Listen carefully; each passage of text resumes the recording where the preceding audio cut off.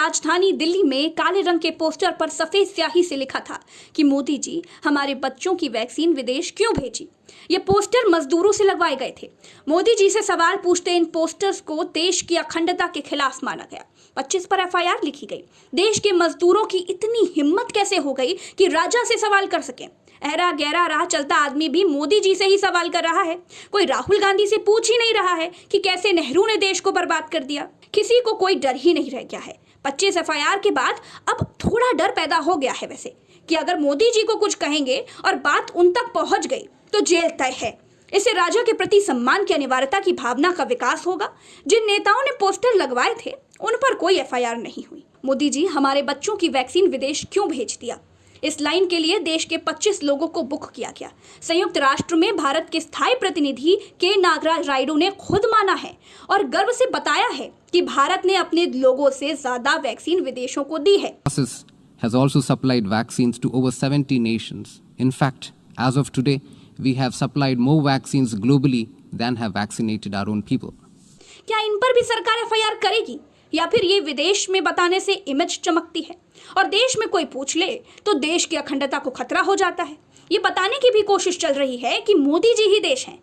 प्रधानमंत्री से सवाल का मतलब देश से सवाल है, तिरंगे से सवाल है। दिल्ली में जिन मजदूरों और प्रिंटिंग प्रेस वालों पर एफआईआर हुई है उन पर चार्ज पीडीपीपी का लगाया गया है, यानी prevention of damage to public property act 1984। Hindi में इसे लोक संपत्ति नुकसान निवारण अधिनियम 1984 का कानून कहते हैं। कागजों में बताया गया है कि पोस्टर लगाने से पब्लिक प्रॉपर्टी डैमेज हो गई है, इसीलिए पोस्टर लगाने वाले मजदूरों पर मुकदमा दर्ज हुआ है। पब्लिक प्रॉपर्टी बहुत महंगी होती है। जिस दीवार पर लोग पेशाब करते थे, जहां कुत्ते मल त्याग करते थे, जहां लोग पान खाकर थूकते थे, वहां तक पोस्टर चिपका दिए थे। इन अनपढ़ों को कौन समझाए कि लगाना ही था तो पोस्टर पेट्रोल पंप पर लगाते। खैर, सीरियस नोट पर मैं एक बात पूछना चाहती हूँ कि जब मोदी जी किसी राज्य में जाते हैं तो उनके स्वागत में शौचालयों की दीवारों से लेकर दिशा बताने वाले साइन बोर्डों तक में लल्लू, गुड्डू, पिंटू जैसे नेता, राज्यों के मुख्यमंत्री स्वागताकांक्षी बनकर पोस्टर लगा देते हैं। क्या उससे पब्लिक प्रॉपर्टी डैमेज होती है? रैलियों में पूरे शहर के खंबे पोस्टर बैनर से पाट दिए जाते हैं, क्या वो पब्लिक प्रॉपर्टी डैमेज के अंतर्गत आते हैं?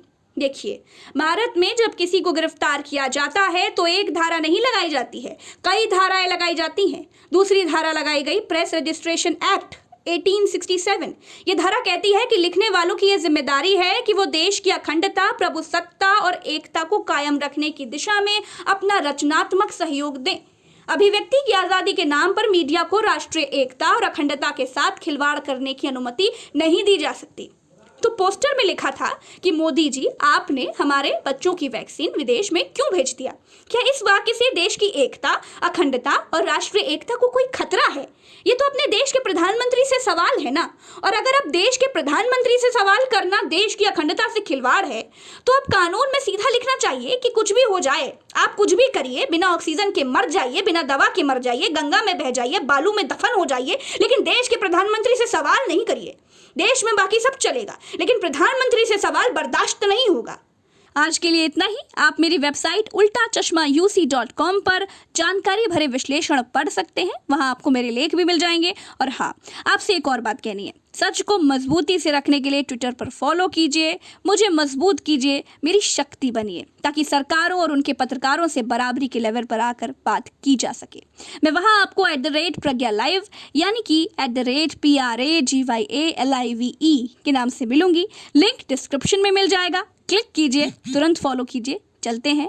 राम राम, दुआ सलाम, जय हिंद।